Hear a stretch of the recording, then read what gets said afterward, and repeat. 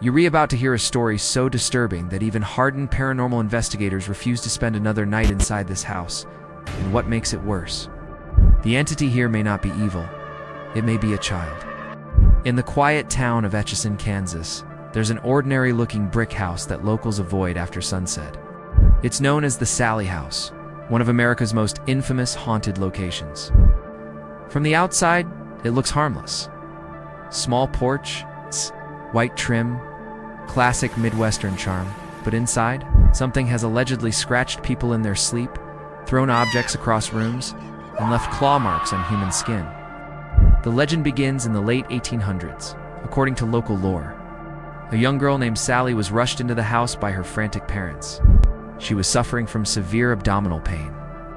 The town doctor allegedly believed it was appendicitis, and without proper anesthesia, began emergency surgery right there in the home.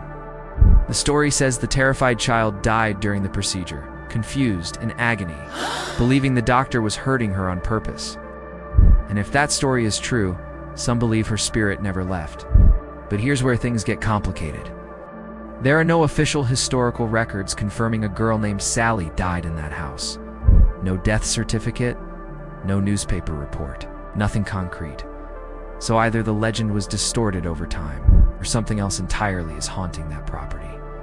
Fast forward to the 1990s. A young couple, Deborah and Tony Pickman, moved into the house in 1993.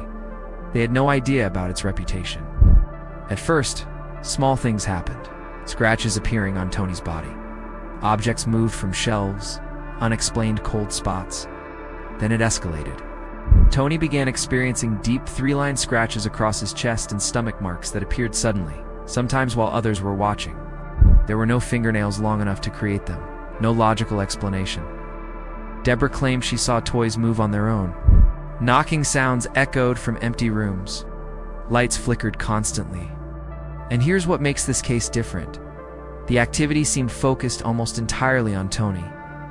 Some paranormal researchers believe that if a spirit is truly that of a child, it usually seeks attention or interaction. But the aggression in this house didn't match the idea of a confused little girl. The scratches were violent. The atmosphere reportedly felt oppressive. Investigators who visited claimed they sensed something darker, something pretending to be a child. Psychics who examined the home gave conflicting accounts. Some insisted it was Sallie's restless spirit. Others warned the homeowners that the entity was demonic, using the tragic child narrative as a disguise. And that possibility, that's far more terrifying. Because if the child's story was fabricated, then what exactly created the legend in the first place? During investigations, electronic voice phenomena recordings allegedly captured whispers. In some sessions, a small voice responded when asked its name, Sallie. But skeptics argue that once a legend spreads, it shapes expectation. If you ask for Sallie, your brain might interpret random noise as that name. The Pickmans eventually moved out, but the house didn't go quiet. Over the years, paranormal teams, documentary crews, and thrill seekers have entered the Sallie House. Some claim they experienced pushing sensations. Others reported shadow figures darting down hallways.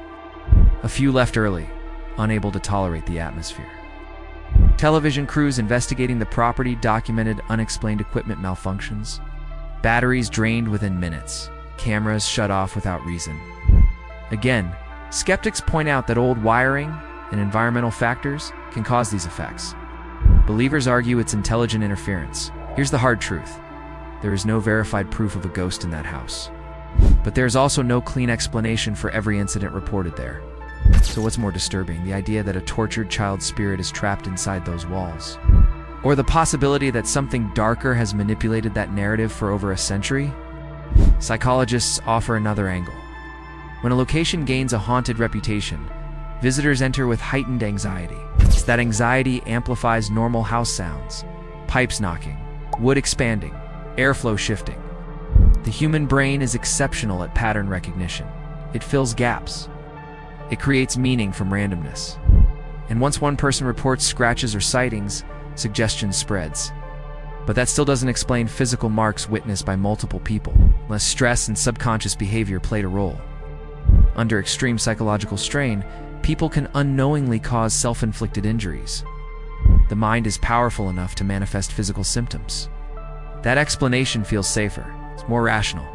Yet the legend persists. Atchison itself embraces its haunted identity. The town promotes ghost tours. Visitors line up to spend the night in the Sallie House. Some walk out laughing. Others walk out pale and silent. The house today stands not just as a supposed paranormal hotspot, but as a case study in how folklore evolves. A tragic child, a questionable surgery, an angry spirit. Over time, those elements fused into one of America's most enduring haunted legends. And here's the uncomfortable question.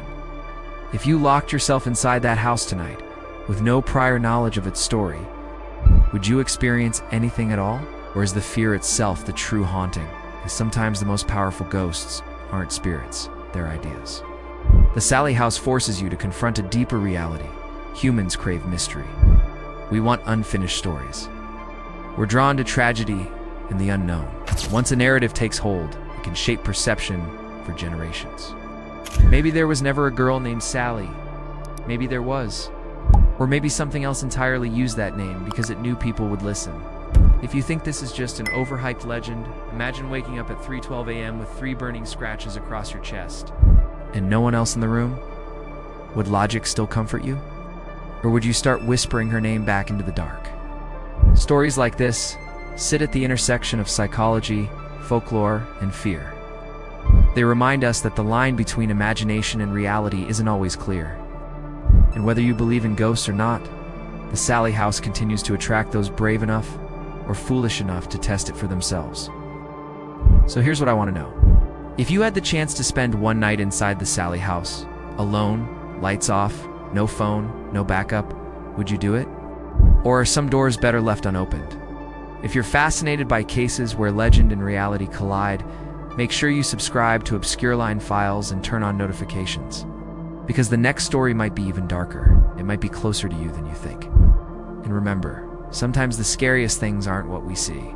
They're what we almost see.